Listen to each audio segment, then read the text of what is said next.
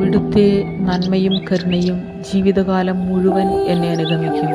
കർത്താവിൻ്റെ ആലയത്തിൽ ഞാൻ എന്നേക്കും വസിക്കും. സങ്കീർത്തനങ്ങൾ 23:6.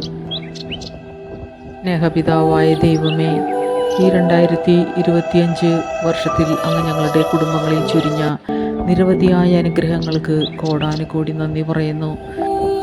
പ്രതികൂല സാഹചര്യങ്ങളിൽ വചനത്തിൻ്റെ ശക്തിയാലും വിശ്വാസത്തിൽ ഉറച്ചു നിന്നുകൊണ്ടും അതിനെ അതിജീവിക്കുവാൻ ഞങ്ങൾക്ക് കൃപയും ശക്തിയും നൽകിയതിനായി നന്ദി പറയുന്നു.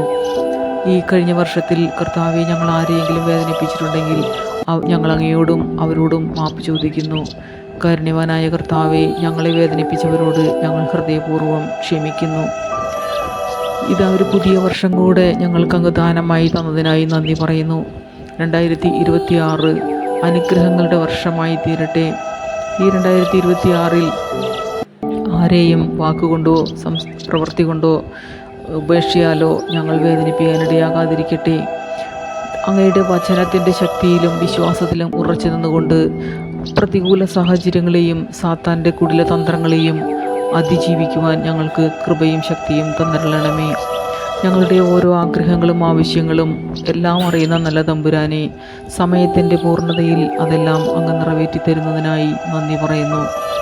അനുഗ്രഹങ്ങളുടെ ഒരു വർഷമായി തീരട്ടെ ഈ പുതുവർഷം. എല്ലാവരെയും ദൈവം സമൃദ്ധമായി അനുഗ്രഹിക്കട്ടെ. ആമേൻ.